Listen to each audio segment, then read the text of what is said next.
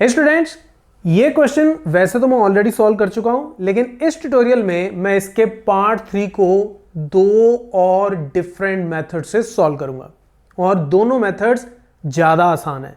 वैसे पार्ट 3 को ऑलरेडी मैं दो तरीके से सॉल्व कर चुका हूं, तो अगर आपको इसके पार्ट 1 की सोल्यूशन, पार्ट 2 की और पार्ट 3 की सोल्यूशन देखनी है जो मैं पहले से सॉल्व कर चुका हूं, तो आप इस वीडियो को जरूर देख लेना जिसका मैं लिंक दे रहा हूं। इस ट्यूटोरियल में मैं सिर्फ और सिर्फ पार्ट 3 को ही सॉल्व करूंगा with 2 new methods. Okay, so let's solve it.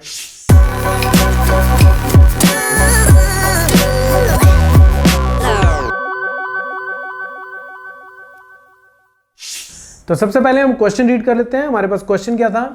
CM and RN are respectively the medians of triangle ABC and triangle PQR। तो CM इसका मीडियन, RN इसका मीडियन, लेकिन थर्ड रिजल्ट को अब जिस तरीके से हम सॉल्व करने जा रहे हैं उसके लिए हमें इसकी जरूरत नहीं है, तो इसको हम छोड़ देते हैं।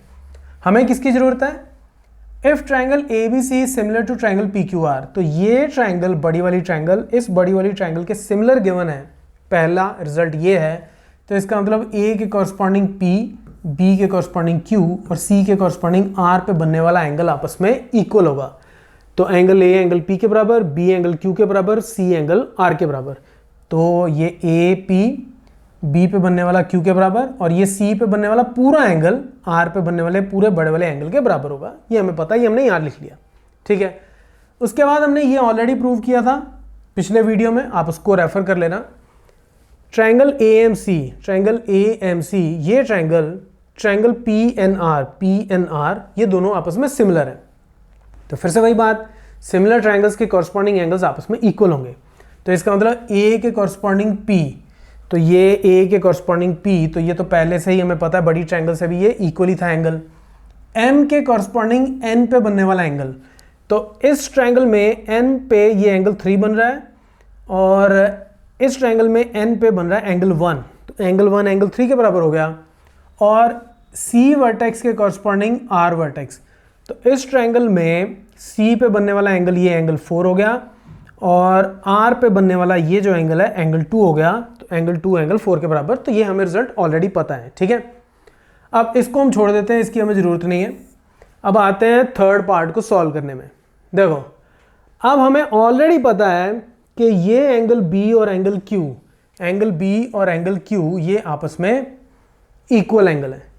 अगर मैं ये प्रूव कर दूं कि ये जो एंगल है ये और ये आपस में इक्वल हैं, तो ये दोनों triangles by AA similarity similar हो जाएंगी।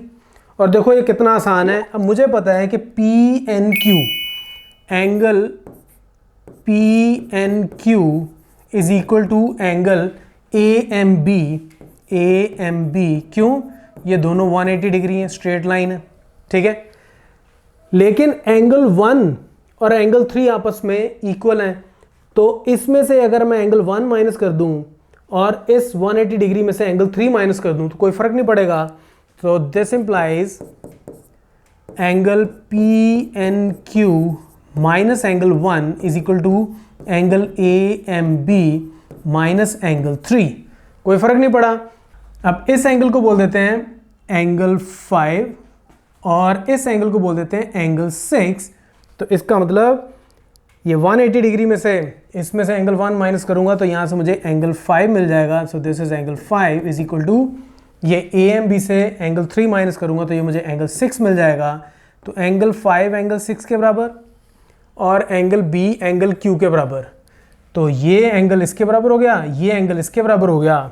सो this implies by AA similarity criterion, आप पूरा लिख लेना, triangle RNQ is similar to triangle CMB, hence proved। तो इतना सिंपल सा है ये। अब इसी को मैं एक और तरीके से भी सॉल्व कर सकता हूं। अब मैं कोई और दो डिफरेंट एंगल ले सकता हूं। कौन से? देखो, ये एंगल तो मुझे पहले से ही पता है कि इसके बराबर है। ठीक है, ये फिर से वही वाला result, angle B angle Q के बराबर है, लेकिन ये पूरा एंगल C एंगल R के बराबर है। ये पूरा एंगल C जो है, पूरा एंगल C एंगल R के बराबर है और दूसरी तरफ से एंगल 2 एंगल 4 के बराबर है। ये एंगल 2 जो है ये एंगल 4 के बराबर है। तो ये पूरे बड़े वाले एंगल में से एंगल 4 माइनस करूं तो मुझे ये एंगल मिल जाएगा, और इस बड़े एंगल में से इसको माइनस करूं तो मुझे ये एंगल मिल जाएगा। तो इसका मतलब इस एंगल को अगर मैं बोल दूं से 7 और इसको मैं बोल दूं 8, तो एंगल 7 और एंगल 8 भी आपस में बराबर हो जाएंगे। तो फिर से बाय ए सिमिलरिटी दोनों ट्रायंगल सिमिलर हो जाएंगी। तो इसको मैं कैसे लिखूंगा, ये मैं यहाँ पे क्विकली लिख देता हूँ। सो हमारे पास ऑलरेडी है कि एंगल बी जो है वो एंगल क्यू के बराबर है, ये रिजल्ट हमें ऑलरेडी पता था, ठीक है। और एंगल सी जो है वो एंगल आर के बराबर है, एंगल सी एंगल आर के बराबर है, वो भी हमें यहाँ से बड़ी वाली ट्रायंगल से पता था। दूसरा एंगल 4 जो है वो एंगल 2 के बराबर है, एंगल 4 जो है वो एंगल 2 के बराबर है। ये हमें छोटी ट्रायंगल्स, ये जो सिमिलर ट्रायंगल्स थी यहाँ से हमें ये रिजल्ट पता था। तो अब इसमें से अगर मैं इसको माइनस कर दूं तो angle C minus angle 4 will be equal to angle R minus angle 2। तो एंगल सी माइनस एंगल 4 वो हो गया एंगल 8, तो यहाँ से आ गया angle 8 is equal to angle R minus angle 2, वहाँ से मिल गया एंगल 7।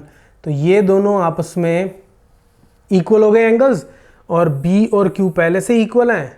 तो एक एंगल ये ले लो, एक एंगल ये ले लो, तो इन दोनों ट्रायंगल्स में से फिर से ए सिमिलैरिटी से दोनों ट्रायंगल्स जो हैं वो सिमिलर हो गई। तो इस तरीके से आप इस क्वेश्चन को 2 और डिफरेंट मेथड से सॉल्व कर सकते हो। तो अब इन टोटल मैंने आपको 4 डिफरेंट वेज बता दिए हैं इसके थर्ड पार्ट को सॉल्व करने के, right. So now if you really like this tutorial, then it's time to share it with your friends and your classmates. So that's it from this tutorial. Keep watching Math Mafia.